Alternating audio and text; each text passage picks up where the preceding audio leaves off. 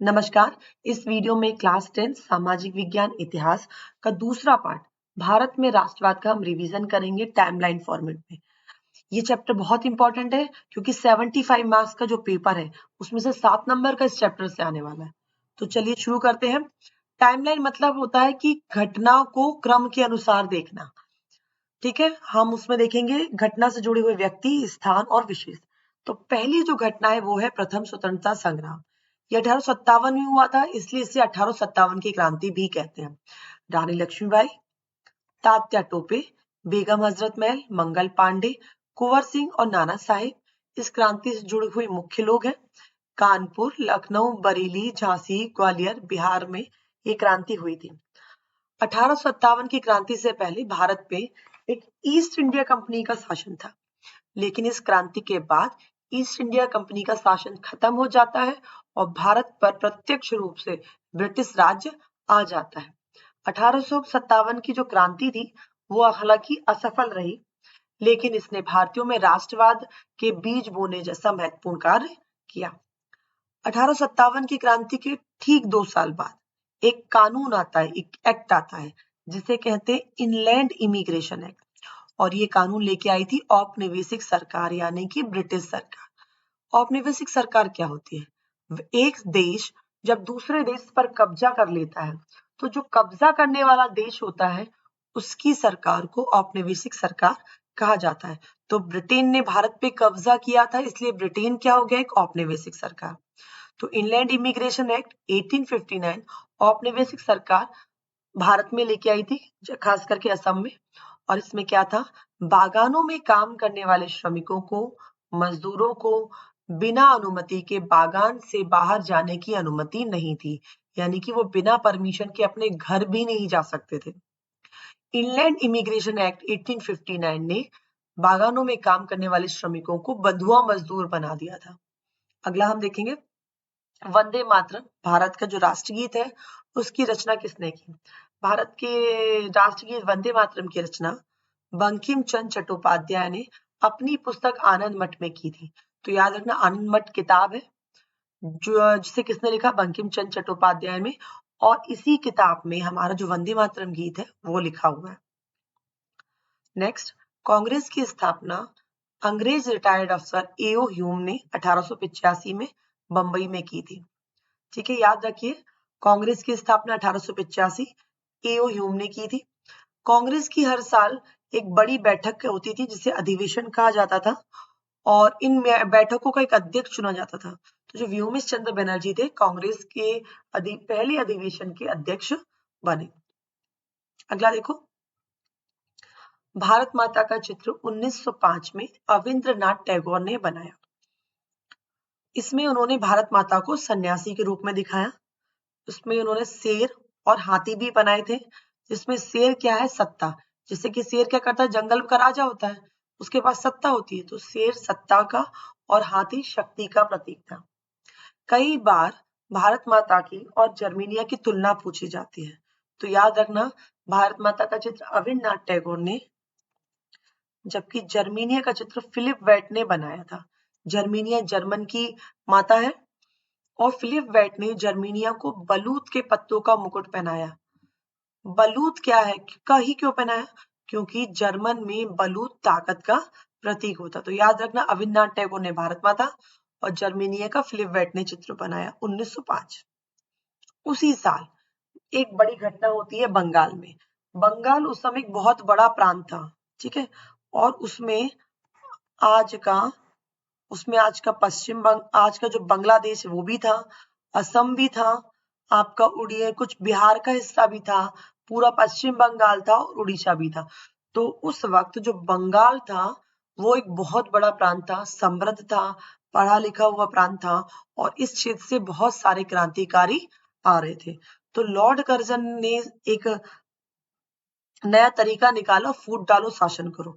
उसने सोचा कि हम हिंदू और मुसलमान को आपस में लड़ा करके मजे से शासन करेंगे, और इस विचार को लेकर उसने क्या किया? बंगाल का विभाजन किया। क्योंकि बंगाल के जो पूर्वी प्रांत है, ये जो पूर्वी प्रांत है पूर्व का, ईस्ट का साइड, यहाँ पे रहते थे मुसलमान आबादी, और जो पश्चिमी भाग है जो आज भारत का पश्चिम बंगाल, यहाँ पे रहती थी हिंदू आबादी।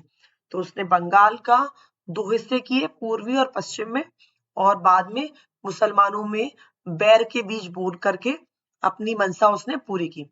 तो 1905 का जो बंगाल विभाजन था, हालांकि दिल्ली दरबार जब 1911 में लगता है तो उसको रद्द कर दिया जाता है, लेकिन लॉर्ड कर्जन की जो काटने की मंशा थी बंगाल को, वो पूरी हो जाती है। और हम देखते हैं अगले साल 1906 में मुस्लिम लीग की स्थापना हो जाती है।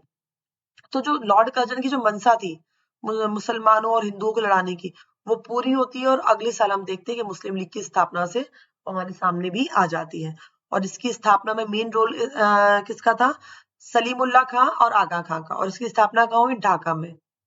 ठीक है, तो ढाका में 1906 में मुस्लिम लीग की स्थापना हो जाती है। अब हम देखते हैं प्रथम विश्व युद्ध 1914 में। 1914 में एक बड़ी घटना होती है, विश्व युद्ध छिड़ जाता है 2 गुटों में, यानी कि जो देश के विश्व के जो बड़े-बड़े देश थे, वो 2 गुट में बंटते हैं, 2 ग्रुप्स में, और युद्ध उनके बीच में हो जाता है। अब हम देखेंगे, पहला ग्रुप है केंद्रीय राष्ट्र, यानी जिसको सेंट्रल नेशन कहते हैं। ठीक है, इसमें कौन-कौन है? इसमें आपकी जर्मनी, ऑस्ट्रिया, हंगरी और तुर्की। और दूसरा ग्रुप है मित्र राष्ट्र, यानी कि एलाइड नेशन। और इसमें कौन है? फ्रांस, ब्रिटेन, इटली, जापान, रूस। क्या आपको दोनों ही ग्रुप में कहीं भारत का नाम दिखा? नहीं। तो इस तरह से हम समझ सकते हैं कि भारत का प्रथम विश्व युद्ध में कोई रोल नहीं था, भारत की किसी से कोई लड़ाई नहीं थी, लेकिन फिर भी ब्रिटेन ने क्या कर रखा था? भारत पे कब्जा कर रखा था, और वो जबरदस्ती भारत के जो गांव थे वहां से युवाओं को सेना में भर्ती करके युद्ध में ढकेल रही थी। भारत का कोई रोल नहीं है, फिर भी भारतीय युवाओं को युद्ध में भेजा जाता है। और ब्रिटेन जो युद्ध का जो खर्चा होता है वो भारत से वसूल करती है। और वो कैसे करती है?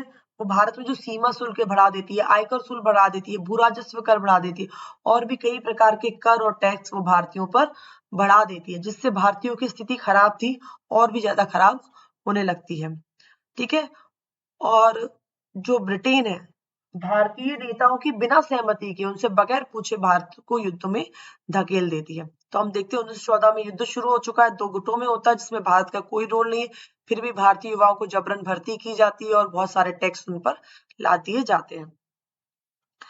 1915 में एक आते हैं महात्मा गांधी दक्षिण अफ्रीका से वापस, और अपने साथ वो लाते हैं सत्याग्रह की शक्ति, यानी कि एक आंदोलन जो हिंसा पर नहीं, अहिंसा पे आधारित हो, जन आंदोलन, जिसमें सत्य की शक्ति पर आग्रह किया जाता है और सत्य की खोज पर जोर दिया जाता है। इसका पहला प्रयोग महात्मा गांधी साउथ अफ्रीका में कर चुके थे। वहां पर उन्होंने नस्ल भेदी सरकार, नस्ल भेदी यानी कि गोरे और काले के आधार पर भेदभाव करने वाली सरकार का सामना किया और विजय प्राप्त की। तो 1915 में महात्मा गांधी की भारत वापसी दक्षिण अफ्रीका से। फिर हम देखते हैं 1919 और 1920-21 में हम देखते हैं कि भारत पहले से ही परेशान है अंग्रेजों के अत्याचारों से, उनके बढ़ाए हुए करों से, साथ ही साथ में प्रकृति भी अपना प्रकोप भारत पे दिखाती है। भारत में प्लेग महामारी फैल जाती है, जिससे कईयों की जान जाती है, सूखा पड़ जाता है, अकाल पड़ जाता है, फसल खराब हो जाती है। तो हम देखते हैं उन सालों में जो 1921 की जनगणना होती है, उससे हमें पता चलता है लगभग 120 से 130 लाख लोग भारत के मारे जाते हैं। कुछ युद्ध में मारे जाते हैं, कुछ भूखों मरते हैं, कुछ बीमारी से मरते हैं, कुछ अंग्रेजों की प्रताड़ना से मरते हैं, और कुछ आंदोलन में मरते हैं। तो बहुत बुरी स्थिति भारतीयों की हो रही है अभी, क्योंकि युद्ध चल रहा है। कौन सा चल रहा है? प्रथम विश्व युद्ध अभी चल ही रहा है। तब तक हम आगे देखते हैं क्या होता है। 1917 में महात्मा गांधी पहला सत्याग्रह करते हैं। ऊटी में पूछा जाता है कि महात्मा गांधी का पहला सत्याग्रह कहाँ हुआ? तो महात्मा गांधी ने अपना पहला सत्याग्रह चंपारण बिहार में किया। और क्यों किया?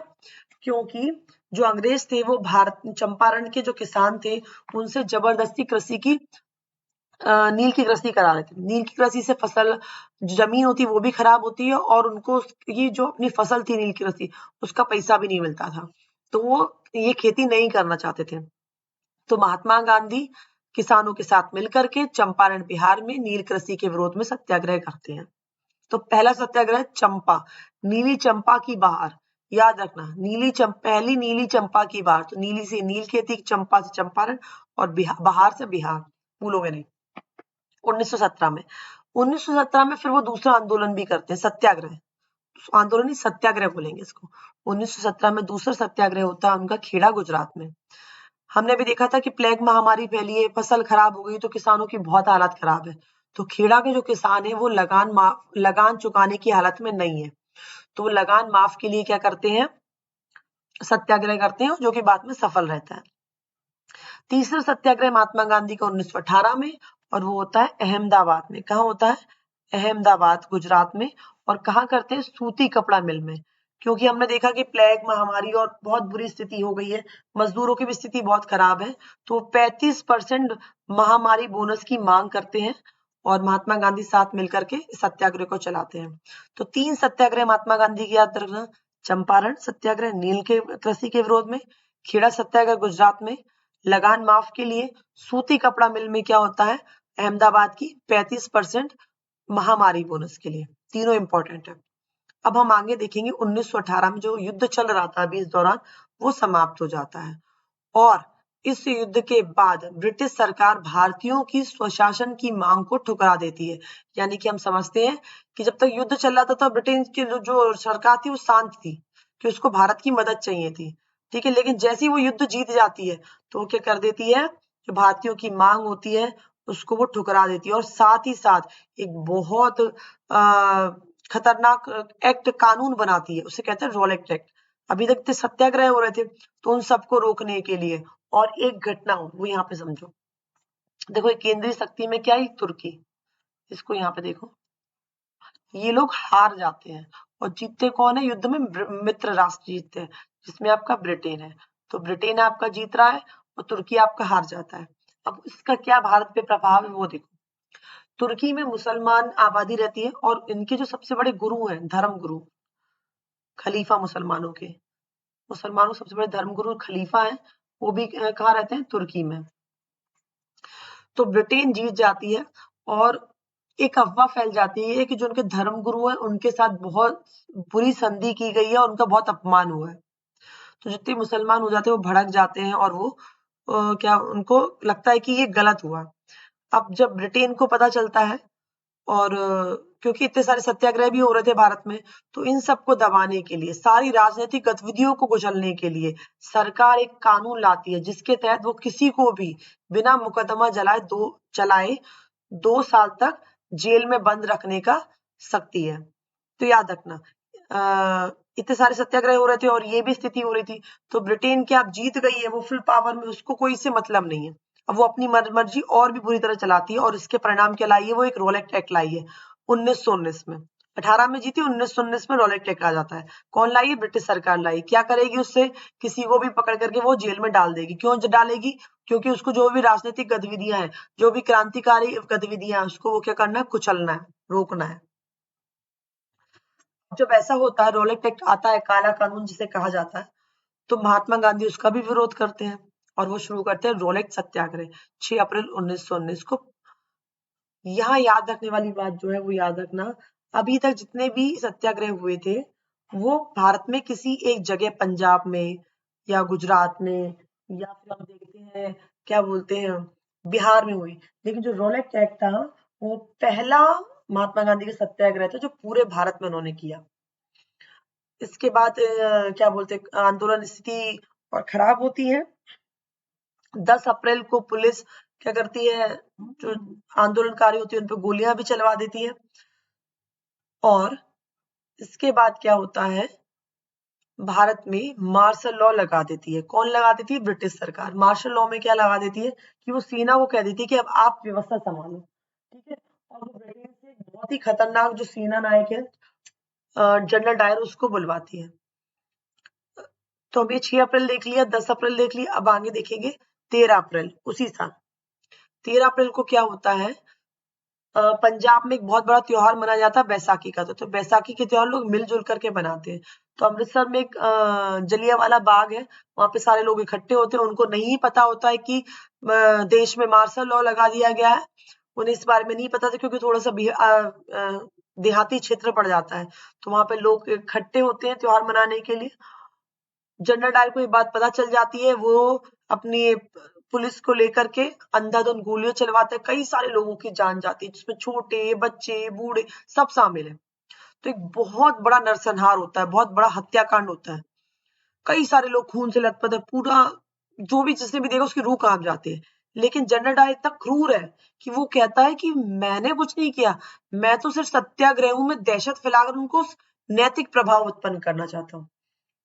तो 13 अप्रैल को एक बहुत बड़ा कांड होता है जिसे कहते हैं जलियांवाला बाग हत्याकांड।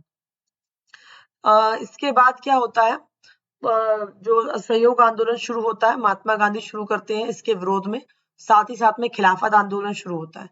पर कोई भी आंदोलन एकदम स्टार्ट नहीं होता, उसके लिए पहले कुछ बैठकें करनी पड़ती हैं, कुछ जो उसके मेन नेता होते हैं वो इकट्ठे होते हैं, वो डिसाइड करते हैं कि हम आंदोलन करेंगे तो हम कैसे करेंगे, हम इसमें क्या करेंगे, हम कब शुरू करेंगे। तो जब भी कोई आंदोलन शुरू होगा तो उससे पहले उसकी क्या होगी, उसकी एक बैठक होगी जिसमें सभी नेता डिसाइड करेंगे। तो अब यहाँ देखो, खिलाफत आंदोलन कब शुरू हुआ है, 1921 में जनवरी में। किसने शुरू किया, मोहम्मद अली शौकत अली। लेकिन इसके लिए एक समिति बनाई गई थी, कब बनाई गई थी, 1919 में बंबई में, जिसमें उस समिति ने डिसाइड किया कि हम कैसे करेंगे, हम कहाँ से करेंगे, क्या शुरू करेंगे। तो दो डेटें याद रखना, आंदोलन कब शुरू हुआ, जनवरी 1921 में, लेकिन तैयारी तो पहले से ही हुई होगी। तो इसके लिए समिति बनाई गई थी 1919 बंबई। क्वेश्चन सीधे सीधा आता है ओटी में, खिलाफत समिति कब बनी या कहां बनी, तो 1919 बंबई। क्यों बनी वो देखो, पहले ही बता दिया था, तो तुर्की में ऑटोमन साम्राज्य था, तो उनके आध्यात्मिक नेता खलीफा, उन पे संधि थोप दी गई थी। तो उससे लगा कि उनके जो खलीफा उनका अपमान हुआ। चाहते क्या थे, वो चाहते थे उनके जो खलीफा है, उनके जो पद है उनको फिर से दे दिया जाए, उनकी जो इज्जत है, जो सम्मान, उनको वापस दे दिया जाए। तो खिलाफत आंदोलन तो हो रहा था इसलिए। महात्मा गांधी चाहते थे कि खिलाफत आंदोलन के साथ ही साथ हम असहयोग आंदोलन शुरू करें, ताकि मिलकर काम करें, इसका ज्यादा प्रभाव होगा।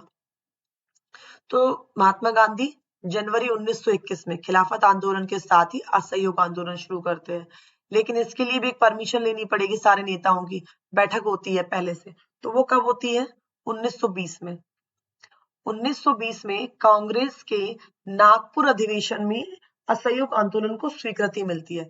कई जगह कंफ्यूजन रहती है, कहीं पे लिखा होगा 1920 में शुरू हुआ, कहीं लिखा होगा 1921 में शुरू हुआ।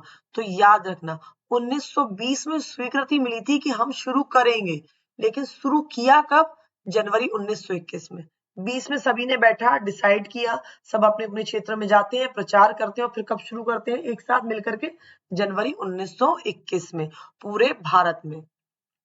क्वेश्चन बनता है असहयोग आंदोलन क्यों, तो इसके लिए याद, महात्मा गांधी ने, इनकी एक किताब थी हिंदू स्वराज। तो हिंदू स्वराज जो महात्मा गांधी की किताब थी 1909, उसमें उन्होंने लिखा था कि असहयोग आंदोलन क्यों। उसमें उन्होंने कहा था कि आज अंग्रेज जो भारत पे शासन कर रहे हैं, वो सिर्फ और सिर्फ भारतीयों के सहयोग के कारण कर पा रहे हैं। अगर भारतीय अंग्रेजों को सहयोग देना बंद कर दें तो 1 साल के अंदर ही उनका साम्राज्य समाप्त हो जाएगा। और ऐसा हुआ भी। जब असहयोग आंदोलन चलता है तो हम देखते हैं कि 1 साल के अंदर ही अंदर उनका जो व्यापार था वो आधे से भी कम रह जाता है। ठीक है, तो अब याद रखना, 1909 में महात्मा गांधी ने किताब लिखी थी हिंदू स्वराज, और उनकी एक किताब और है यंग इंडिया। तो दोनों नाम याद रखना, हिंदू स्वराज और यंग इंडिया, दोनों महात्मा गांधी की है। और हिंद स्वराज में महात्मा गांधी ने बनाया असहयोग आंदोलन क्यों, और सभी ने आंदोलन क्यों, और कैसे करना है। अभी कैसे करना है वो यहाँ देखो। पहला देखो, असहयोग आंदोलन में क्यों किया, हमारा क्या उद्देश्य था। पहला है जलियांवाला जो बाग है हत्याकांड, उसका विरोध करना। रॉलेट एक्ट आया था जिसमें 2 साल तक बिना परमिशन के, मतलब किसी को भी पकड़ के जेल में रख दो, तो रॉलेट एक्ट का विरोध।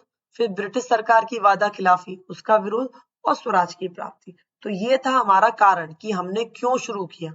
अब हम करेंगे क्या, तो 2 मेन चीजें, पहला है बहिष्कार, दूसरा पिकेटिंग। पहले पिकेटिंग समझिए, ये दुकान है शराब की, और ये कोई व्यक्ति यहाँ से आएगा लेने, तो लोग क्या करते थे, एक दूसरे का हाथ पकड़ कर खड़े हो जाते थे दुकान को घेर करके, कुछ नहीं बोलते थे, ना कुछ कहते थे, बस ऐसे खड़े रहते थे। तो जो सामान लेने और बेचने वाला था, ना वो खरीद पा रहा था कोई, ना वो उसको बेच पा रहा था, क्योंकि लोगों ने क्या बना रखी, दुकान के सामने एक चेन बना रखी थी। इसे कहते हैं पिकेटिंग। बहिष्कार होता है किसी चीज को छोड़ देना, किसी चीज का त्याग कर देना, मना कर देना। तो दूसरा काम क्या हुआ था, बहिष्कार, यानी कि हम बहिष्कार करेंगे किस किस चीजों का। पहला हम बहिष्कार करेंगे, हमें जो टाइटल दिए अंग्रेजों ने, उपाधियां उनको। फिर हम सरकारी नौकरियां छोड़ देंगे। जो चुनाव थे हमने में हिस्सा लिया था, विधानमंडल के चुनाव थे, सरकारी अदालतें थी, हमने उनको छोड़ दिया, वकीलों ने अदालतों को छोड़ दिया, स्कूल और कॉलेजों से बच्चों और टीचरों ने स्कूल कॉलेज को छोड़ दिया। हम टैक्स नहीं पेंगे, जितनी भी विदेशी वस्तुएं तो उनको आग लगा दिया, उनकी होली जलाई कपड़े की, खासकर कपड़े की होली जलाई और स्वदेशी वस्तु का इस्तेमाल किया। तो ये सारी चीजें हुई किसमें, असहयोग आंदोलन में। बड़ा प्रभाव भी इसका रहा।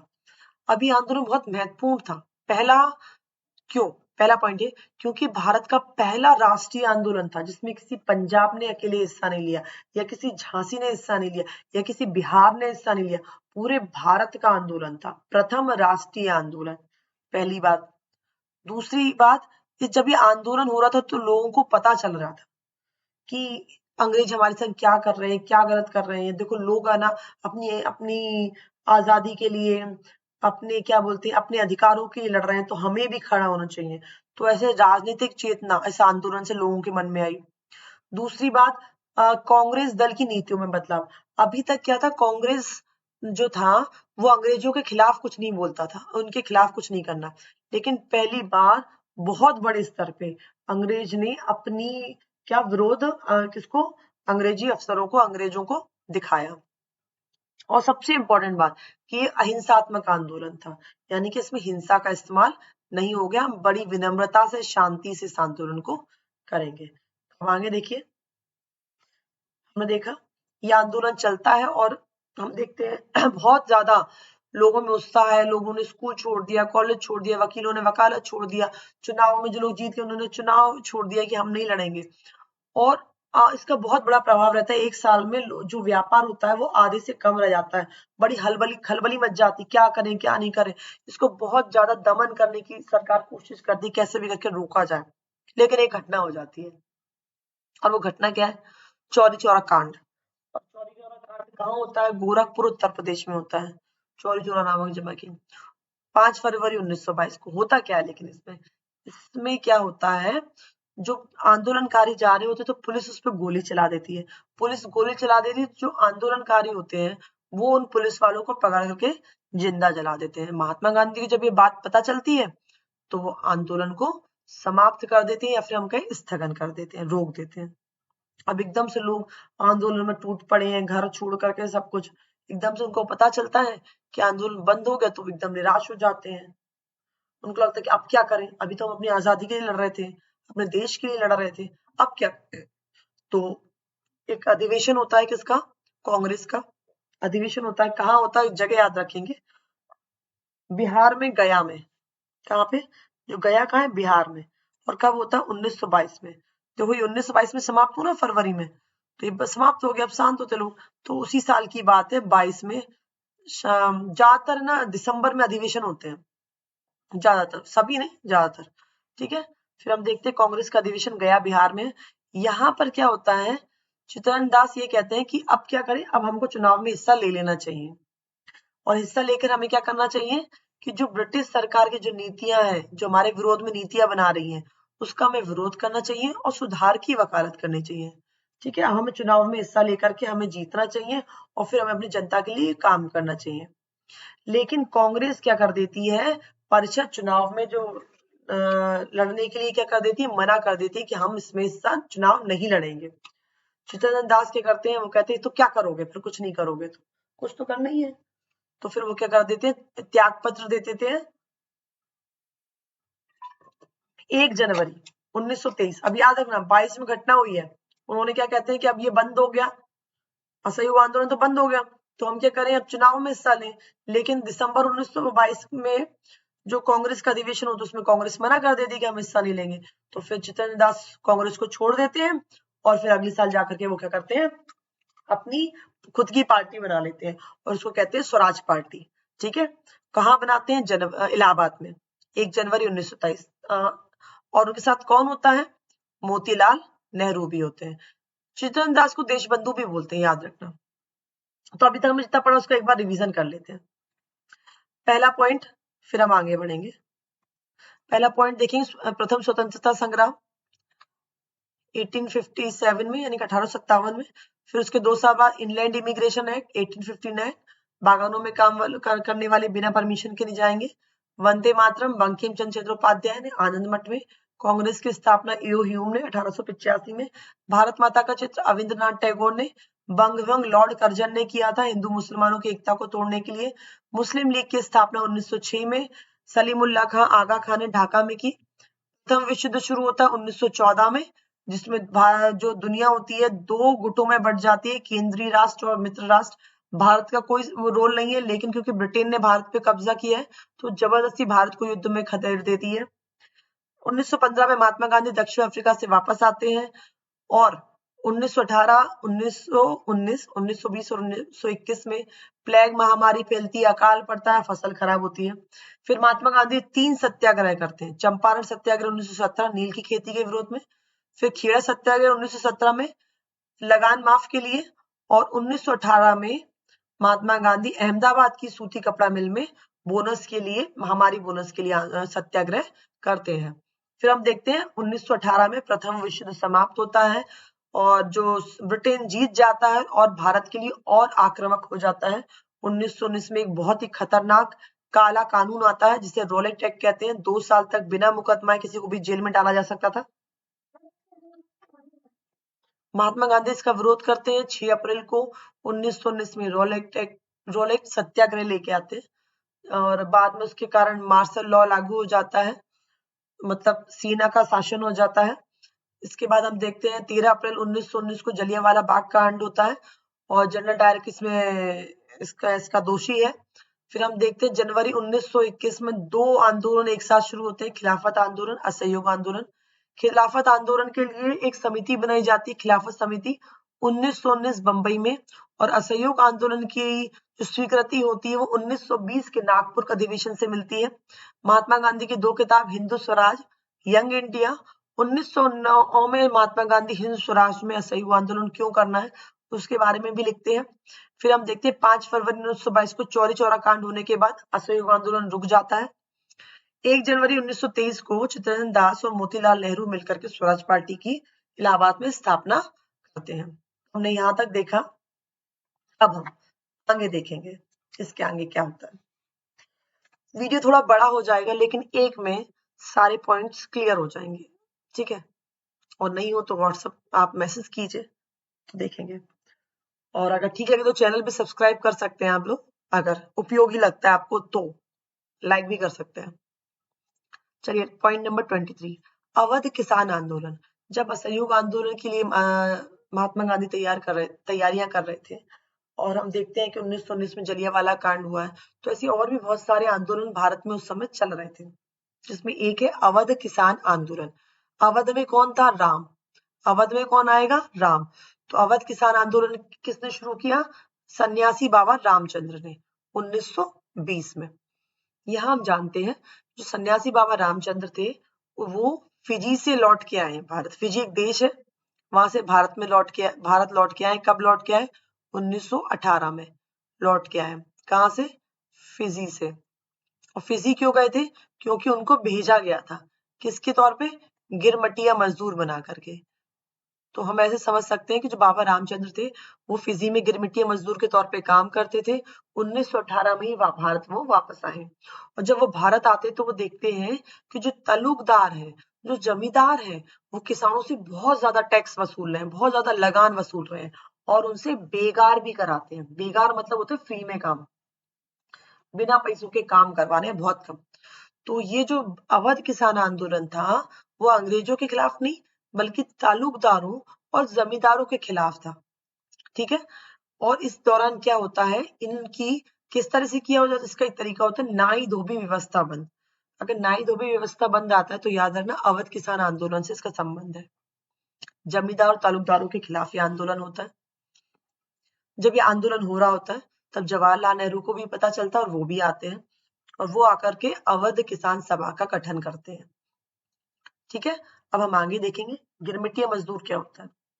गिरमिटिया मजदूर, ये जो औपनिवेशिक शासन चल रहा था, जब कब्जा था ब्रिटेन का भारत पर, उस समय जो ब्रिटिश सरकार थी वो भारत के मजदूरों को फिजी गुयाना और वेस्ट इंडीज के देशों में काम करने के लिए भेजते थे, ठीक है, बहुत कम पैसों में, बहुत कम पैसों में। जो फिजी, गुयाना और वेस्ट इंडीज के जो बागान थे चाय के, वहां पे भारतीय मजदूरों को भेजा जाता था और एक एग्रीमेंट किया जाता था।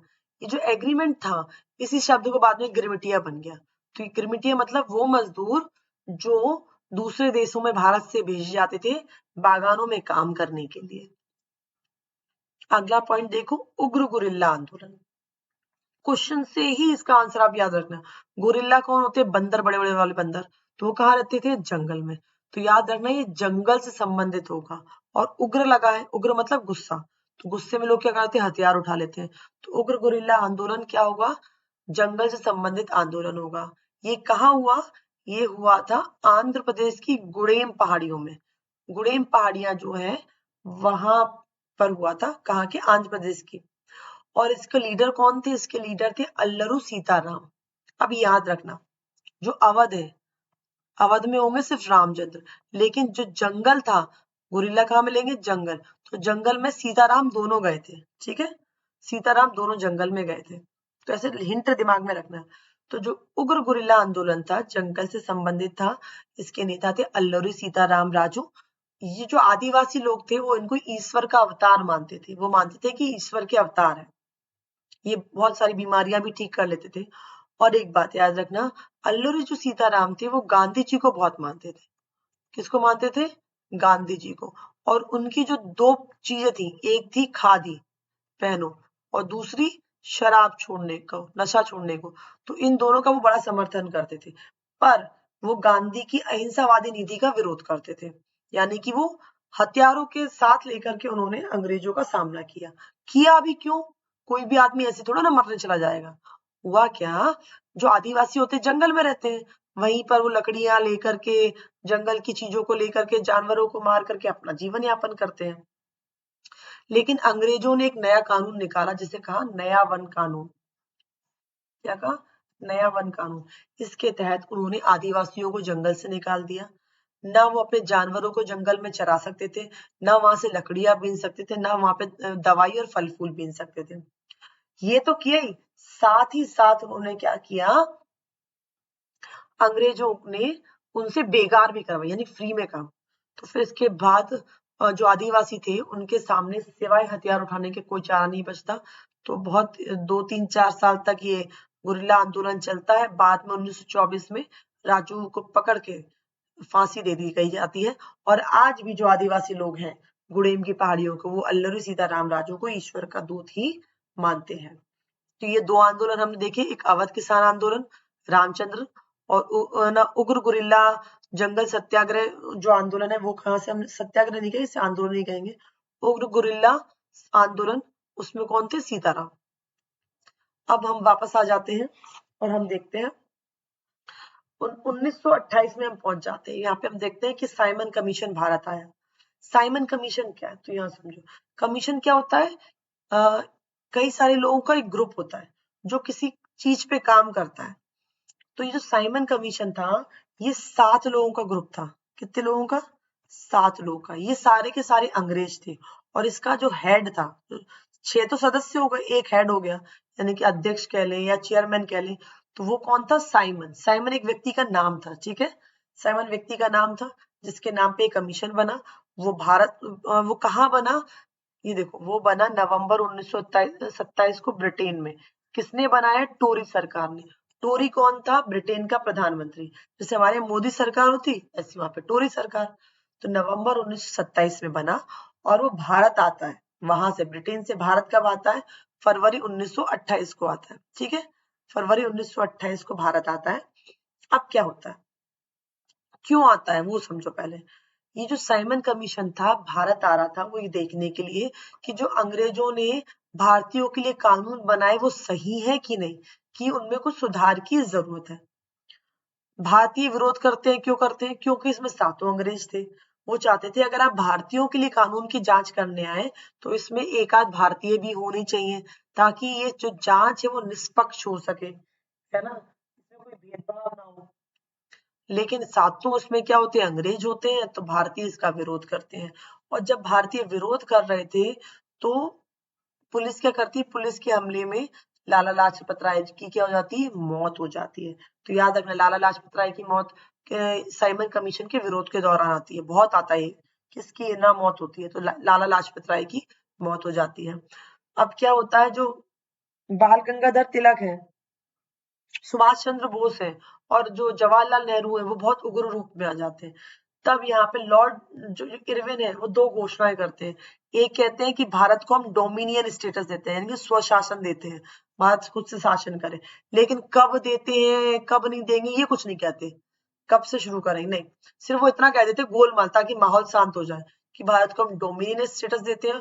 दूसरी बात कहते हैं कि हमारे हाथ में नहीं है कुछ भी, आपको जो बात करनी है लंदन में जो गोल में सम्मेलन होगा, वहां पे आप जाइए, हम आपको भेजेंगे, आप अपनी बात रखिए और हमारे अधिकारियों से बात कीजिए। तो दो बात कहते हैं हम। अब जो डोमिनियन स्टेटस है, इसमें क्या है, अंग्रेजों का शासन तो रहेगा, लेकिन शासन कौन करेगा, भारतीय करेंगे। मतलब जो नेता बने जो है, जो क्या बोलते हैं, जो शासन करेंगे भारतीय रहेंगे, लेकिन किसके अंडर में, अंग्रेजों के अंडर में। तो एक तरह से भारत पूर्ण स्वराज नहीं हो रहा है, डोमिनियन आ रहा है, मतलब हम आप पे नजर रखेंगे, पर लेकिन क्या होगा, शासन आप ही करेंगे। तो यहाँ पे जवाहरलाल नेहरू जो है, जो सरदार अपने सुभाष चंद्र बोस है, वो इस चीज को मना कर देते हैं कि नहीं, हमको ये नहीं चाहिए, हमको क्या चाहिए, पूरा स्वराज चाहिए, हमारा भारत है, हमें अपना पूरा स्वराज चाहिए। तो पूर्ण स्वराज की बात हम आगे देखेंगे। तब तक 1928 में एक बड़ा सत्याग्रह होता है, बरदौली सत्याग्रह, उसको और देखते हैं। याद रखना, बरदौली में ब है, ब से बरदौली, बा से बल्लभ।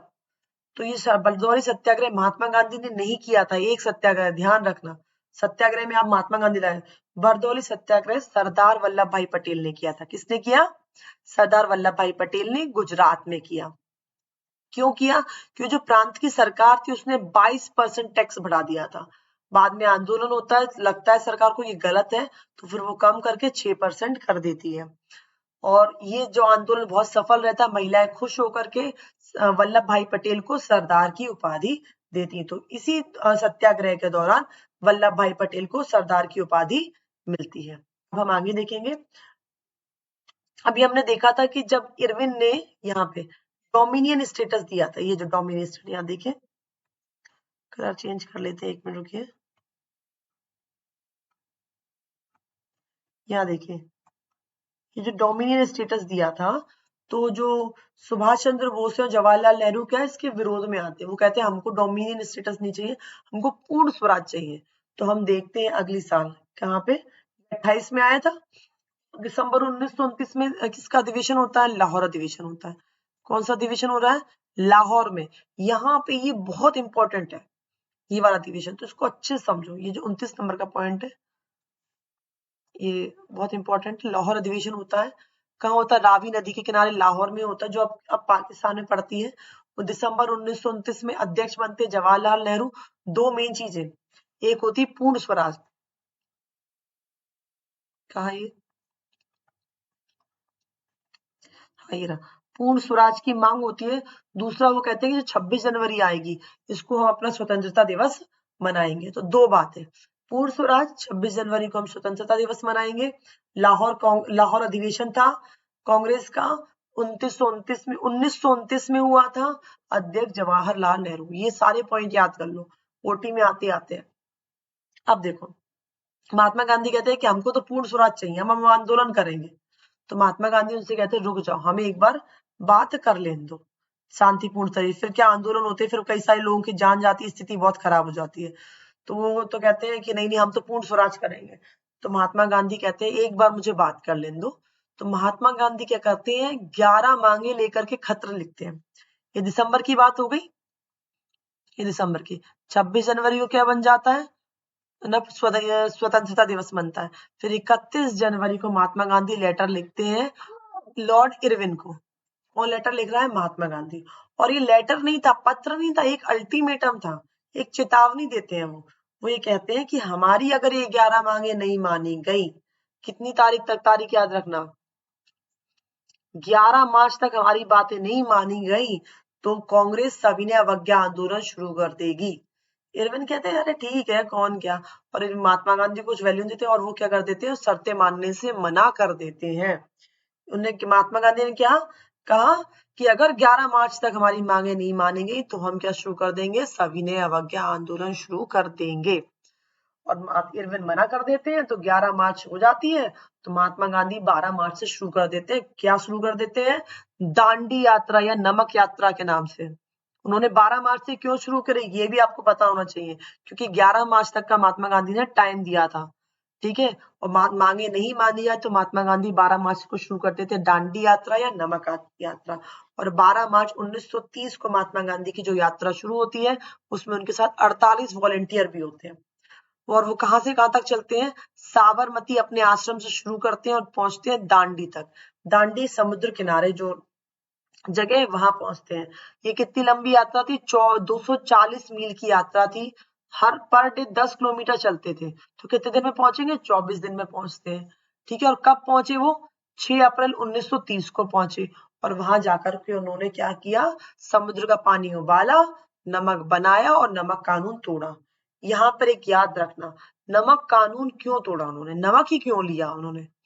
तो सुनो, नमक को हर छोटा बड़ा आदमी इस्तेमाल करता है, चाहे अमीर हो चाहे गरीब हो, और पर डे इस्तेमाल करता है। और नमक क्या है? समुद्र में पानी में खूब सारा फैला हुआ है हर जगह। लेकिन उसके बाद भी अंग्रेजों ने क्या कानून बना दिया कि कोई भी पानी समुद्र का लेकर के नमक नहीं बनाएगा, नमक सिर्फ हम बनाएंगे। और उस पर भी उन्होंने टैक्स लगा दिया था। तो सोचो, आज सब तरफ पानी पानी है, उसमें नमक ही नमक है, बगल में हम रह रहे हैं, हमारे पानी फ्री में खूब सारा है, लेकिन हम नमक नहीं बना सकते, नमक नहीं बेच सकते। तो ये जो था ये गलत था। तो महात्मा गांधी ने नमक को एकता का प्रतीक माना कि इसको तो सब इस्तेमाल करते हैं, इसीलिए उन्होंने नमक कानून को तोड़ करके क्या शुरू किया? सविनय अवज्ञा आंदोलन शुरू किया। क्रम याद रखना। देखो यहाँ पे एक बार फिर से क्रम देख लो। ये देखो, क्या हुआ? डोमिनियन स्टेटस दिया। यहाँ देखो पीछे, साइमन कमीशन भारत आया। साइमन कमीशन भारत कब आया? फरवरी 1928 को आया। ठीक है, यहाँ पे क्या होता है? डोमिनियन स्टेटस दिया जाता है। और डोमिनियन स्टेटस से जवाहरलाल नेहरू और सुभाष चंद्र बोस संतुष्ट नहीं होते हैं, वो और उग्र हो जाते हैं। फिर उसके बाद क्या होता है? 1928 के बाद 1929 में लाहौर के अधिवेशन में महात्मा गांधी कह देते हैं कि हमको पूर्ण स्वराज चाहिए, अब तो हम आंदोलन करेंगे, 26 जनवरी को स्वतंत्रता दिवस मनाएंगे। महात्मा गांधी उनसे कहते हैं एक बार हमें बात कर लेने दो। महात्मा गांधी ना एक लेटर लिखते हैं 31 मार्च को, सॉरी 31 जनवरी को लिखते हैं। और वो कहते हैं लेटर में कि 11 मार्च तक हमारी मांगे मान लो, 11 मांगे, नहीं तो हम शुरू कर देंगे आंदोलन। तो नहीं मानते 11 मार्च को, तो वो 12 मार्च को वो शुरू कर देते हैं आंदोलन। ठीक है, और 6 अप्रैल पहुंचते हैं। 6 अप्रैल जाकर के क्या होता है? वो नमक कानून तोड़ करके सविनय अवज्ञा आंदोलन शुरू हो जाता है। तो नमक कानून 6 अप्रैल को टूटता है और वैसे शुरू किया हो जाता है सविनय अवज्ञा आंदोलन। कौन करता है? महात्मा गांधी प्लस कांग्रेस के। अभी यहाँ एक चीज याद रखना, महात्मा गांधी पर डे 10 मील चलते थे और रात में जहां वो पहुंचते थे वहीं वो रुक जाते थे। फिर वो रात में क्या करते थे? सभा करते थे, तो गांव के सारे लोग उन्हें सुनने आते थे, साथ ही साथ महिलाएं भी उन्हें सुनने आती थी। अब जब सविनय अवज्ञा आंदोलन शुरू होता है तो इसमें पहली बार महिलाएं भी इसमें हिस्सा लेती हैं। असहयोग जो आंदोलन था उसमें महिलाओं ने हिस्सा नहीं लिया, सविनय अवज्ञा आंदोलन में महिलाएं हिस्सा लेती हैं। आगे कहानी सुनो। सविनय अवज्ञा आंदोलन असहयोग आंदोलन से एक कदम आगे था। मतलब असहयोग आंदोलन के जो किया आपने वो तो करना था, और भी कुछ करना था। अब वो नई चीज क्या थी? वो ये थी कि हम अंग्रेजों का सहयोग तो नहीं करेंगे जैसे हमने पहले नहीं किया था आंदोलन में, पर हम उनके जो कानून है उन्हें तोड़ेंगे। जितने भी अंग्रेजों ने कानून बनाए हैं, जितने भी औपनिवेशिक कानून है, उनका हम क्या करेंगे? उल्लंघन करेंगे। ठीक है, जैसे कि कपड़ों की होली जलाई, लगान और चौकीदारी कर देने से मना कर दिया, जो जंगल के कानून थे उनका उल्लंघन किया, यानी कि लोग जंगल में घुस गए, उन्होंने अपने जानवरों को चराया, वहां से लकड़ियां ली। ठीक है, और भी बहुत सारे आंदोलन थे, जो कानून थे अंग्रेजों, उन सबको तोड़ा। 6 अप्रैल 1930 को महात्मा गांधी के एक साथी थे अब्दुल गफ्फार खान को गिरफ्तार कर लिया जाता है। तो याद रखना, अब्दुल गफ्फार खान महात्मा गांधी के खास आदमी थे, उनको गिरफ्तार कर लिया जाता है। आंदोलन बहुत ज्यादा विकराल हो जाता है। क्या होता है? बहुत सारे लोग को पकड़ पकड़ के पुलिस जेल में डाल रही है, लोग आंदोलन कर रहे हैं, मारपीट कर रहे हैं, और बहुत सारे लोगों की जान भी जा रही है। ठीक है, सब जगह बहुत ज्यादा उथल पुथल मची हुई होती है। अब क्या होता है यहाँ पे, जब इतनी ज्यादा आंदोलन बढ़ जाता है तो जो इरविन होते हैं वो महात्मा गांधी से समझौता करने के लिए कहते हैं, उनसे भैया बात करने आते हैं। तो 5 मार्च 1931 डेट याद रखना, 5 मार्च, एक तो इसकी डेट याद रखो, 6 अप्रैल 1930 नहीं याद रहे तो क्रम याद रखो, 6 अप्रैल को होगा 1930 में, फिर उसके बाद ही तो समझौता होगा। तो 5 मार्च 1931, ये भी याद रखना, गांधी इरविन समझौता कब हुआ है, सविनय अवज्ञा आंदोलन के बाद, ठीक है, हुआ है 5 मार्च 1931। किसके बीच में, वो गांधी जी के बीच में और वायसराय इरविन के बीच में। ये दिल्ली में हुआ था इसलिए इसको दिल्ली समझौता भी बोलते हैं। इसमें क्या होता है, क्या बातें होती हैं वो सुनो, गांधी और इरविन के बीच में। गांधी जी क्या होता है, जो लंदन में दूसरा गोलमेज सम्मेलन होता है उसमें हिस्सा लेने के लिए तैयार हो जाते हैं, ठीक है। साथ ही साथ वो गांधी जी इरविन से कहते हैं कि आपने जितने भी हमारे लोगों को पकड़ा आप उनको छोड़ दीजिए। इरविन जी तैयार हो जाते हैं कि ठीक है आप लंदन जाइए और हम क्या करते हैं आपके लोगों को छोड़ देंगे। अभी मार्च 1931 में हुआ। फिर 1932 में क्या होता है, दूसरा गोलमेज सम्मेलन होता है, महात्मा गांधी लंदन पहुंचते हैं और लंदन पहुंचते हैं वहां पर क्या होता है, उनका सामना होता है डॉक्टर भीमराव अंबेडकर से होता है। क्या होता है वो मैं बाद में बताऊंगी, लेकिन कोई हल नहीं निकलता, कोई मुद्दा सॉल्व नहीं होता। महात्मा गांधी निराश होकर के भारत आते हैं और जब वो भारत आते हैं 1932 में, तब वो ये देखते हैं कि जवाहरलाल नेहरू है और जो गफ्फार खान है, अब्दुल गफ्फार खान उनके खास आदमी है, वो अभी भी जेल में है और उनके साथ में बहुत सारे आंदोलनकारी अभी भी जेल में। यानी कि लॉर्ड इरविन ने ना तो अब्दुल गफ्फार खान को छोड़ा, न जो उनके खास आदमी लाल, ना जवाहरलाल को छोड़ा, ना ही किसी बड़े नेता को छोड़ा, सब जेल में। तो महात्मा गांधी इसका बहुत बड़ा दुख होता है। और क्या होता है, महात्मा गांधी फिर से क्या कर देते हैं, आंदोलन शुरू कर देते हैं।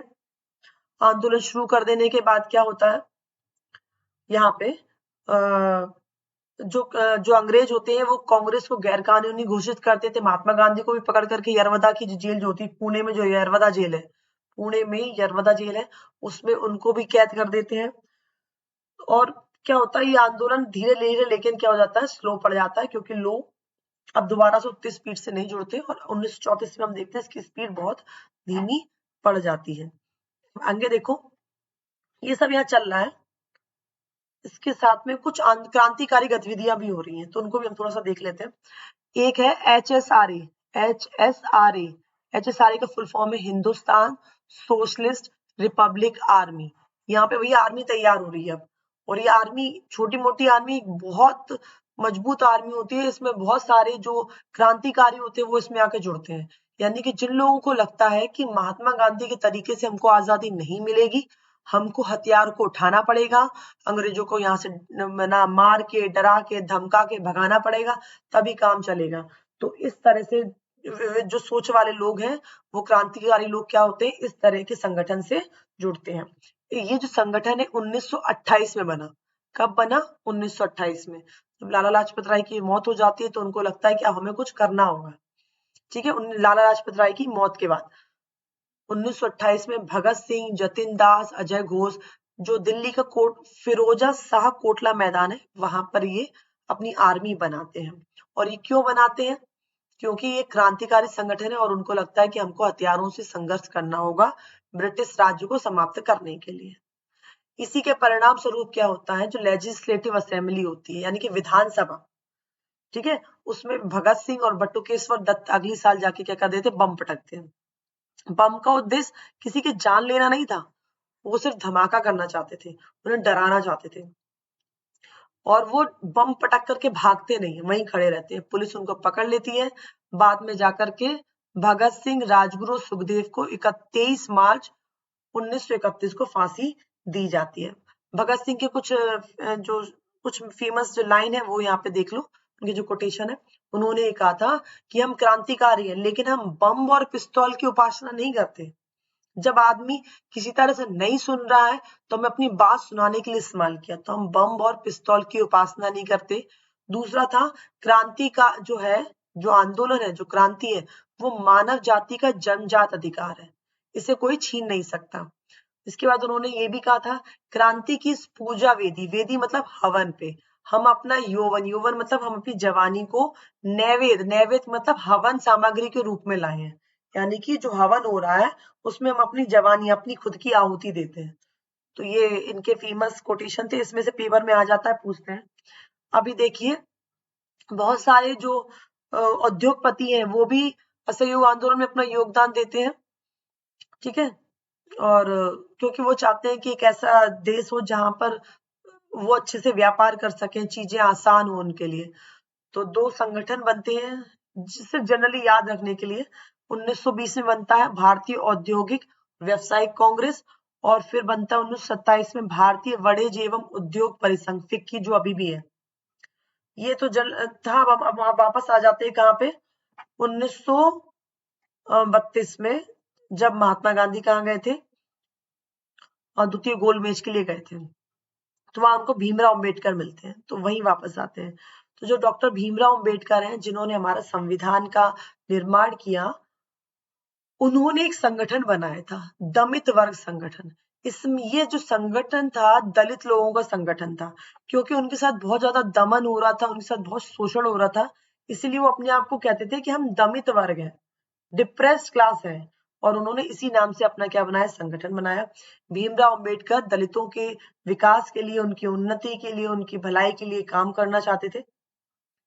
तो इसके लिए उन्हें लगा कि हमें अगर दलितों की भलाई के लिए काम करना है तो उनका अलग निर्वाचन क्षेत्र बनाना होगा। महात्मा गांधी से इस बात पे उनका विवाद हो जाता है। महात्मा गांधी नहीं चाहते थे कि जो दलित हैं उनका अलग से निर्वाचन क्षेत्र हो। यह समझेंगे क्या है आरक्षण और निर्वाचन क्षेत्र में अंतर। ये देखिए, ये है निर्वाचन क्षेत्र और ये आरक्षण। इन दोनों में क्या होता है, सुनिए। निर्वाचन क्षेत्र का मतलब होता है एक पूरा एरिया किसी एक जाति या किसी एक गुट के लिए विशेष कर देना, और इस क्षेत्र में जो शासन करेगा वो उसी जाति का व्यक्ति होगा, ठीक है। मान लीजिए इस क्षेत्र में चुनाव होते हैं, तो जो भी व्यक्ति खड़े होंगे वो उसी जाति के होंगे, उसी समुदाय के होंगे, और इनमें जो लोग खड़े हुए हैं, इनको जो वोट करेगा वो भी उसी जाति के लोग करेंगे। यानी कि डॉक्टर भीमराव अंबेडकर चाहते थे कि जिस क्षेत्र में आदिवासी लोग ज्यादा हैं उसमें क्या हो, सिर्फ आदिवासी नहीं, जो दलित है वही सिर्फ खड़े हो। जिस क्षेत्र में दलित लोग ज्यादा हैं वो उस क्षेत्र में सिर्फ दलित लोग ही चुनाव के लिए खड़े हो और उनको सिर्फ दलित लोग ही वोट दें। तो महात्मा गांधी इसका विरोध कर रहे थे। उनका ये कहना था कि अगर हम इस तरह से अलग अलग निर्वाचन क्षेत्र बांट देंगे तो जातियां आपस में क्या हो जाएंगी, अलग अलग हो जाएंगी, और इस तरह से क्या होगा, और ज्यादा क्या होगा, एकता खत्म होगी, और जो समाज है वो कई सारी अलग अलग जातियों में बटेगा, जो कि हमारे लिए ठीक नहीं है। तो अलग निर्वाचन क्षेत्र की कौन बात कर रहा था, डॉक्टर भीमराव अंबेडकर। महात्मा गांधी इसको मना करते हैं, ठीक है। लेकिन जो अंग्रेज होते हैं वो भीमराव अंबेडकर की बात को मान लेते हैं। महात्मा गांधी को जब ये पता चलता है तो आमरण अनशन पर बैठ जाते हैं। हालांकि महात्मा गांधी भी अछूतों के लिए बहुत ज्यादा, जो दलित थे, जो अछूत थे, उनके लिए बहुत ज्यादा काम कर रहे थे, और उन्होंने अछूतों को हरिजन कहा था। हरिजन मतलब ईश्वर की संतान। लेकिन वो अलग निर्वाचन क्षेत्र नहीं चाहते थे, क्योंकि वो चाहते थे कि इस तरह से क्या होगा, जो समाज होगा, जो देश होगा, वो छोटी छोटी जातियों में बढ़ जाएगा, और बाद में जो हिंदू और मुसलमानों में वैर हुआ, वो दुश्मनी और भी जातियों में और पनपेगी, ठीक है। अब हम आगे देखते हैं, आरक्षण और समझ लेते हैं। आरक्षण का मतलब ये होता है, ये देखो, जैसे कि दलित लोग हैं तो सिर्फ दलित लोग ही खड़े होंगे और दलित लोग ही उस क्षेत्र के वोट देंगे उनको, बाकी कोई वोट नहीं देगा, बाकी कोई वोटिंग में हिस्सा नहीं लेगा, सिर्फ वही आदिवासी जो दलित लोग हैं वही वोटिंग में हिस्सा लेंगे। लेकिन अगर आरक्षण दिया जाता है तो वो सीट पे कौन खड़ा होगा, सिर्फ दलित लोग खड़े होंगे, लेकिन वोट सभी लोग दे सकते हैं। वो हिंदू, वो है ना, ठाकुर भी दे सकते हैं, वो ब्राह्मण भी दे सकते हैं, वो वैश्य भी दे सकते हैं, वो दलित भी दे सकते हैं, सब वोट देंगे, सब अपना चुनेंगे हम किसको पसंद करते हैं। लेकिन अगर अलग निर्वाचन क्षेत्र हुआ तो सिर्फ दलित ही खड़े होंगे और सिर्फ दलित ही क्या कर पाएंगे, वोट देंगे, बाकी लोग वोटिंग में हिस्सा नहीं लेंगे। तो ये था, समझ में आ गया अलग निर्वाचन क्षेत्र का मतलब। अब आगे देखो, पूना पैक्ट होता है। पूना पैक्ट होता है महात्मा गांधी और डॉक्टर भीमराव अंबेडकर में। वही जो समस्या थी जिसमें महात्मा गांधी किस पे बैठ गए थे, आमरण अनशन पे। ये जब तक मर नहीं जाएंगे तब तक ना कुछ खाएंगे ना पिएंगे। ये देखो 1930 में ये बना था। फिर गोलमेज सम्मेलन होता है 1932 में, वहां पर ये बात हो जाती है, और फिर महात्मा गांधी जब लौट के आते हैं तो आमरण अनशन पे बैठ जाते हैं। पूना में समझौता होता है, यरवदा जेल में। महात्मा गांधी अभी कहाँ है? जेल में है, पुणे की यरवदा जेल में। तो डॉक्टर भीमराव अंबेडकर और महात्मा गांधी के बीच में सितंबर 1932 में पूना पैक्ट होता है। ठीक है, इसमें क्या होता है, महात्मा गांधी कहते हैं कि भाई आप अलग निर्वाचन क्षेत्र की बात मत मानो, आपको प्रांतीय और केंद्रीय विधायी परिषदों में सीट हम दे देते हैं। कितनी सीट पर सिर्फ दलित वर्ग के लोग, अनुसूचित जाति के लोग ही खड़े होंगे और कोई जाति का लोग खड़ा नहीं होगा, पर आप अलग अलग मत करो। ठीक है, डॉक्टर भीमराव अम्बेडकर इस बात पे तैयार हो जाते हैं। ये था पूना पैक्ट। अभी यहाँ पे देखो सेवाग्राम आश्रम। सेवाग्राम आश्रम महात्मा गांधी का नया आश्रम था। पहले महात्मा गांधी रहते थे कहाँ पे? वो रहते थे साबरमती में, गुजरात में। लेकिन जब वो साबरमती से अपनी यात्रा शुरू करते हैं दांडी, तब वो साबरमती आश्रम को छोड़ देते हैं। उसके बाद वो सविनय अवज्ञा आंदोलन में लग जाते हैं। फिर वो द्वितीय गोलमेज के लिए कहाँ चले जाते? लंदन चले जाते हैं। फिर वो वापस आते हैं, फिर वो जेल में चले जाते हैं 2 साल के लिए। तो इस दौरान क्या होता है, वो साबरमती आश्रम में दोबारा नहीं जाते। फिर बाद में महात्मा गांधी नया आश्रम शुरू करते हैं, सेवाग्राम आश्रम। वो कहाँ होता है? वर्धा, महाराष्ट्र में। जबकि साबरमती कहाँ था? गुजरात में। और सेवाग्राम कहाँ है? वर्धा, महाराष्ट्र में। ये महात्मा गांधी का आश्रम था। अब आगे देखो, अब देश में क्या लोग चाह रहे हैं कि हम अपने देश पे खुद से राज्य करें, खुद से शासन करें, अंग्रेज हमारा देश छोड़ के चले जाएं। लेकिन यहाँ पे अंग्रेज क्या कहते हैं कि भारतीय लोग लायक नहीं है। भारतीय लोग क्या नहीं है? चुनाव लड़ने के लायक नहीं है, वो देश पे शासन कर ही नहीं पाएंगे। तो अब क्या होता है, भारतीयों में एकता जगाने के लिए, उनमें आत्मविश्वास जगाने के लिए जो रविन्द्रनाथ टैगोर होते हैं, और वो क्या करते हैं, दूर दूर देशों में जाते, वो दूर दूर देशों में नहीं, भारत के अलग अलग क्षेत्रों में जाते हैं और भारत के इतिहास की खोज करते हैं। जो भारतीय कहानियां थी उनको ढूंढ के लाते हैं, जैसे कि गाथा गीत है, बाल गीत है। उनको इकट्ठा करके लोगों में क्या करते हैं, आत्मविश्वास जगाते, उन्हें बताते कि भारत में जब अंग्रेज नहीं थे तब भारत और ज्यादा संपन्न था और भारतीय खुद शासन कर रहे थे। तो ऐसी एक डॉक्टर नतीशा शास्त्री भी है, वो एक किताब लिखते हैं, doctor Natisha Shastri, the folklore of southern India. ये एक तमिल भाषा की किताब थी और इसमें वो क्या करते हैं, तमिल की जो लोक कथाएं थी, लोकल में जो कहानियां थी, उनको वो इकट्ठा करते हैं। तो तमिल लोक कथाओं का संकलन कौन करते हैं? डॉक्टर नतीशा शास्त्री। किताब का नाम फोकलोर ऑफ सदर्न इंडिया। अब हम झंडा देख लेते हैं। जो झंडा भी क्या था? एकता का प्रतीक था। तो जो स्वदेशी आंदोलन चला था 1905 में, जब बंगाल का विभाजन हो गया था, तो उसके बाद 1905 में स्वदेशी आंदोलन चला। तब हमने वंदे मातरम गीत गाया और क्या किया, झंडा हम लेके चलते थे। और वो झंडा कितने रंग का था? 3 रंग का, लाल, हरा, पीला। अभी केसरिया नहीं, लाल, हरा, पीला। ठीक है। फिर 1921 में महात्मा गांधी एक नया झंडा बनाते हैं, स्वराज का झंडा कहते हैं उसको, और इसमें पीला हट जाता है और कौन कौन से रंग आ जाते हैं? सफेद, लाल, हरा। लाल, हरा, सफेद कह लो। और जो सफेद रंग का था उसमें महात्मा गांधी जी का चरखा बना था। ठीक है, जिसे स्वावलंबन का प्रतीक कहते थे। बाद में चरखा की जगह सिर्फ उनका जो बीच बीच का जो गोल पहिया है वही दिख रह गया है।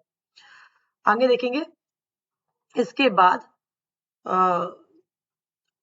द्वितीय विश्व युद्ध शुरू हो जाता है 1939 में, 1939 में शुरू होता है और कब तक चलता है? 45 तक चलता है। अब इसमें फिर से 2 देश हैं, कौन सा है? धुरी राष्ट्र और मित्र राष्ट्र। ये धुरी मतलब सेंट्रल, केंद्रीय शक्तियां। इसमें कौन है मेन? जर्मनी, इटली और जापान। और मित्र में है फ्रांस, ब्रिटेन, अमेरिका, सोवियत संघ और कुछ हद तक चीन भी थी। फिर ये युद्ध समाप्त कैसे होता है? जो अमेरिका होता है वो जापान पे परमाणु हमले कर देता है और फिर द्वितीय विश्व युद्ध समाप्त हो जाता है। भारत में क्रिप्स मिशन आता है मार्च 1942 में। ये क्रिप्स मिशन क्यों आया? अभी क्या हो रहा है? युद्ध हो रहा है। अब द्वितीय विश्व युद्ध शुरू हो गया है। ब्रिटेन को भारत की फिर से मदद चाहिए, भारत के सैनिक चाहिए, भारत के संसाधन चाहिए। वो चाहता है भारत उसका क्या करे? युद्ध में सपोर्ट करे। और इसके लिए वो क्या भेजता है? क्रिप्स मिशन, भारतीयों को मनाने के लिए कि भैया आप लोग क्या आपकी हम बात मानेंगे, हम आपको पूरा तेज दे देंगे। लेकिन अब भारतीय के जो लोग होते हैं वो मूर्ख नहीं बनते प्रथम विश्व युद्ध की तरह, और भारतीय इसको क्या कर देते हैं? इसको कैंसिल कर देते हैं। भारत भेजा जाता है क्यों? भारतीयों से मदद के लिए, लेकिन भारत इसको सहयोग नहीं करते, इसको कैंसिल करके वो वापस भेज देते हैं। बाद में अंग्रेजों के पास कुछ नहीं बचता और वो नहीं, इसके बाद आगे एक चीज और होती है, सबसे इंपॉर्टेंट यहाँ पे याद रखना, ये तीसरा महात्मा गांधी का असहयोग आंदोलन में देखा। असहयोग कब हुआ था? 1921 में शुरू हुआ, जनवरी में। फिर हमने देखा, क्या देखा, सविनय देखा। सविनय दूसरा आंदोलन, जो बड़ा आंदोलन था महात्मा गांधी को, 1930 को शुरू हुआ। 6 अप्रैल 1930 को नमक यात्रा के बाद 1930 में शुरू हुआ। और तीसरा इंपॉर्टेंट, भारत छोड़ो आंदोलन, ये इंपॉर्टेंट, इसको देखना है, भारत छोड़ो आंदोलन। लेकिन उससे पहले इसका प्रस्ताव पारित हुआ होगा, तो वो कब हुआ याद रखना, जुलाई में, जुलाई 1942 को हुआ। और ये किस जगह हुआ था? वर्धा में हुआ था। कहाँ हुआ था? वर्धा में। ठीक है, वर्धा में मीटिंग होती है, जो कांग्रेस कार्य समिति वर्धा में, वहां पर ये ऐतिहासिक फैसला लिया जाता है कि अब हम भारत छोड़ो आंदोलन करेंगे। और क्यों करेंगे? ताकि अंग्रेज तुरंत भारत को सत्ता दे, और भारत छोड़ करके चले जाए, मतलब भारत को पूरी सत्ता दे और भारत छोड़ के चले जाए। तो पहली बार एक ऐसा आंदोलन शुरू होता है जिसमें क्या होता है, ये कह दिया जाता है कि अब तुरंत सत्ता भारत को दो। और महात्मा गांधी यहाँ पे कह देते हैं कि अब आप लोग देख लो, आप या तो करो या मरो, पर अब आपको खुद करना है। क्योंकि जैसे ही आंदोलन शुरू होता है 8 अगस्त 1942 को, याद रखना, भारत छोड़ो आंदोलन इंपॉर्टेंट है, बहुत इंपॉर्टेंट। भारत छोड़ो आंदोलन 8 अगस्त 1942 को शुरू होता है। वैसे ही जो अंग्रेज होते हैं वो सारे बड़े नेताओं को पकड़ना शुरू कर देते हैं, छापेमारी शुरू कर देते हैं। तो अब ये आंदोलन अपने आप चल रहा है, कोई किसी को कुछ नहीं बता रहा, बस अपना आंदोलन चल रहा है, करो या मरोगे। महात्मा गांधी नारा दे दिए, अब तो खुद ही करना। ठीक है, तो इसमें कुछ सक्रिय नेताओं को जो हमारी किताब में नाम दिए उनको थोड़ा देख लेते हैं, क्योंकि बड़े नेता सारे जेल में पहुंच चुके हैं, कोई नहीं है। तो अब जो लोग संभाल रहे इस आंदोलन के, वो थे जयप्रकाश नारायण, अरुणा आसफ अली, राम मनोहर लोहिया।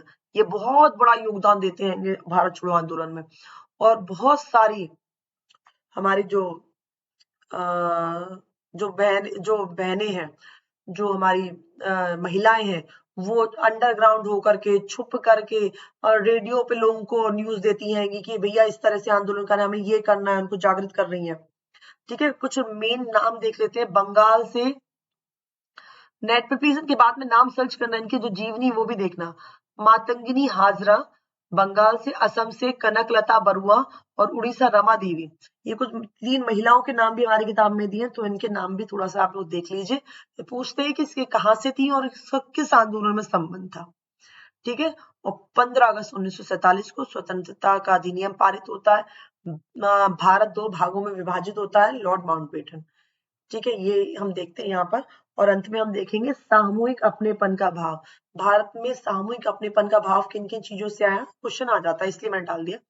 हमारे बहुत सारे चित्र और प्रतीक से, जिसमें भारत माता का चित्र है। कौन बनाता है? रविंद्रनाथ टैगोर। लोक कथाएं होती हैं बहुत सारी, जिसको कौन इकट्ठा करता है? रविन्द्रनाथ टैगोर और नतीशा शास्त्री जी इकट्ठा करते हैं। फिर चिन्ह होते हैं, जैसे कि झंडा। झंडा कौन बनाता है? एक तो होता है स्वदेशी, और एक महात्मा गांधी बनाते हैं। फिर इतिहास की पुनर्व्याख्या, वंदे मातरम गीत, इनके द्वारा सामूहिक अपनेपन की भावना। तो यहाँ पे चैप्टर खत्म होता है। एक बार हम क्विक रिवीजन, हमने इतना टाइम दिया तो एक बार क्विक रिवीजन हम सभी का देख लेते हैं, ताकि क्या क्या हमने पढ़ा, क्या क्या मेन मेन चीज, तो उसका रिवीजन हो जाए। पहला, प्रथम स्वतंत्रता संग्राम, मैं टिक करती जाऊंगी। कलर एक सेकंड, कलर दूसरा ले लेते हैं। तो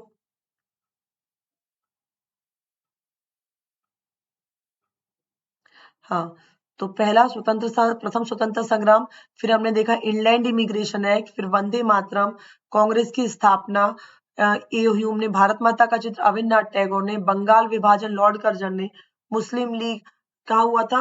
आगा खान सलीमुल्लाह खान ने ढाका में 1906 में। प्रथम विश्व युद्ध शुरू होता है 1914 में, जिसमें कौन जीतता है? मित्र राष्ट्र जीतते हैं। कौन जीतता है? मित्र राष्ट्र जीतते हैं, और केंद्रीय राष्ट्र हार जाते हैं। 1915 में महात्मा गांधी आते हैं, 3 सत्याग्रह करते हैं। 1917 में चंपारण, 1917 में एक और खेड़ा, और 1918 में अहमदाबाद सूती मिल। फिर 1918 में प्रथम विश्व समाप्त होता है, रॉलेट एक्ट आ जाता है, 2 साल तक किसी को भी पकड़ के जेल में डाल सकते हैं। 1919 में महात्मा गांधी इसके विरोध में सत्याग्रह करते हैं। कौन सा? रोलेक्स सत्याग्रह। ये रोलेक्स सत्याग्रह करते हैं। फिर 13 अप्रैल को क्या होता है? जलियांवाला बाग हत्याकांड। खिलाफत आंदोलन प्लस असहयोग आंदोलन शुरू होता है जनवरी 1921। याद रखना, खिलाफत समिति बनती है 1919 में बंबई में, और जबकि जो असहयोग आंदोलन है उसको नागपुर में 1920 नागपुर, नाग की तरह काम किया था, नाग ने काम किया था ना अंग्रेजों को डसने के लिए। फिर महात्मा गांधी की 2 किताबें, हिंद स्वराज और यंग इंडिया। चौरा चौरा घटना से यह आंदोलन समाप्त होता है। स्वराज पार्टी की स्थापना जनवरी 1923 में, चित्तरंजन दास, मोतीलाल नेहरू। फिर हम देखते हैं अवध किसान आंदोलन रामचंद्र जी ने, और जो उग्र गोरिल्ला आंदोलन है, जंगल सत्याग्रह अल्लूरी सीताराम राजू। साइमन कमीशन फरवरी 1928 को आता है। लाला लाजपत राय की मौत होती है। बरदौली सत्याग्रह वल्लभ भाई पटेल ने किया है। आगे देखेंगे रोलेक्ट, अब देखेंगे लाहौर अधिवेशन होता है 1929 में। जवाहरलाल नेहरू पूर्ण मांग करते हैं, पूर्ण स्वराज की मांग। फिर महात्मा गांधी 11 मांग को लेकर खत लिखते हैं 31 दिसंबर 1930 को इरविन को, और उनसे कहते हैं 11 मार्च तक हमारी मांगे मानिए। नहीं मानते हैं तो 12 मार्च से महात्मा गांधी क्या करते हैं, दांडी नमक यात्रा करते हैं। 6 अप्रैल को पहुंचते हैं, सविनय अवज्ञा आंदोलन शुरू करते हैं। इसमें महिलाएं भी हिस्सा लेती हैं। ये एक कदम आगे था, किससे, असहयोग आंदोलन से, क्योंकि इसमें कानूनों का उल्लंघन किया गया। फिर आंदोलन बहुत ज्यादा बढ़ जाता है, तो अगले साल 30 में शुरू हो, 31 में महात्मा गांधी और इरविन में समझौता होता है। और महात्मा गांधी कहते हैं आप हमारे लोग को छोड़ दीजिए। हम वो दिल्ली, वो क्या बोलते हैं, लंदन जाने के लिए तैयार हो जाते हैं। जब वो लौट के आते हैं तो उन्हें पता चलता है कि उनके किसी भी आदमी को नहीं छोड़ा। जवाहरलाल नेहरू तो जेल में है, और उनके जो खास दोस्त थे, क्या नाम था, अब्दुल गफ्फार खान, वो भी जेल में है। महात्मा गांधी फिर से सविनय अवज्ञा आंदोलन शुरू करते हैं, उनको पकड़ के जेल में डाल दिया जाता है। धीरे धीरे ये आंदोलन धीमा पड़ जाता है। फिर हम देखते हैं HSRA यानी कि हिंदुस्तान सोशलिस्ट रिपब्लिक आर्मी, इसकी स्थापना होती है, क्रांतिकारी आंदोलन होता है। फिर ना 23 मार्च 1931 को भगत सिंह, राजगुरु, सुखदेव को फांसी दे दी जाती है। फिक्की की स्थापना 1927 में होती है। फिक्की की स्थापना 1927 में। डॉक्टर भीमराव अंबेडकर 1930 में दलित वर्ग का संगठन करते हैं। ये दलितों का संगठन होता है, और इसके द्वारा वो दलितों के लिए अलग निर्वाचन क्षेत्र की मांग करते हैं। अंग्रेज मान जाते हैं, लेकिन महात्मा गांधी यरवदा जेल में आमरण अनशन पर बैठ जाते हैं। फिर बाद में क्या होता है, पूना पैक्ट होता है, किसके बीच में, महात्मा गांधी और भीमराव अंबेडकर के बीच में। और इसके द्वारा वो तैयार हो जाते हैं कि हम अलग निर्वाचन क्षेत्र नहीं लेंगे, लेकिन हमको सीट आरक्षित कर दी जाए। अलग निर्वाचन क्षेत्र और आरक्षित में आप समझ गए, अलग निर्वाचन क्षेत्र में वही जाति के लोग खड़े होंगे, वही लोग वोट डालेंगे, बाकी लोग वोटिंग नहीं करेंगे। जबकि और जो आरक्षित है उसमें क्या होगा, उनको सीट दे दी जाएगी, वोटिंग सभी करेंगे और कहीं सभी रहेंगे। फिर सेवाग्राम आश्रम महात्मा गांधी का था, वर्धा महाराष्ट्र में। और folklore of southern India Natish Shastri की किताब थी, तमिल भाषा में उन्होंने कहानियां इकट्ठी करी थी। फिर 1921 में स्वराज का झंडा महात्मा गांधी ने बनाया था, लाल सफेद हरे रंग में, इसमें चरखा भी था महात्मा गांधी का। 1939 से 45 में सेकेंड वर्ल्ड वॉर शुरू होता है। फिर वर्ल्ड वॉर में मदद के लिए भारत में ब्रिटेन क्या भेजता है, क्रिप्स मिशन भेजता है। 14 जुलाई को भारत छोड़ो प्रस्ताव पारित होता है, और 8 अगस्त 1942 को शुरू हो जाता है। जय करो या मरो का नारा देते हैं महात्मा गांधी। 15 अगस्त को भारत आजाद होता है। तो यहाँ पे हमने पूरा क्रम देखा, और मुझे लगता है आपको थोड़ा बहुत समझ में आया होगा। पेपर की तैयारी की, जिसके ठीक तुरंत बाद अब आपका ना ये चैप्टर पे बेस्ड ओटी आने वाला है, तो इसको आप पढ़ करके ओटी तुरंत लगाइए, ताकि आपको अच्छे से रिवीजन हो सके। और अगर आप अटक रहे हैं ओटी में, तो एक बार फिर से इस वीडियो को देखिए। थैंक यू वेरी मच आप लोग का। आई होप आप लोग के पेपर बहुत अच्छे जाएं, आप लोग अच्छे से तैयारी कीजिए। कोई भी सवाल हो, क्वेरी हो, आप लोग मुझे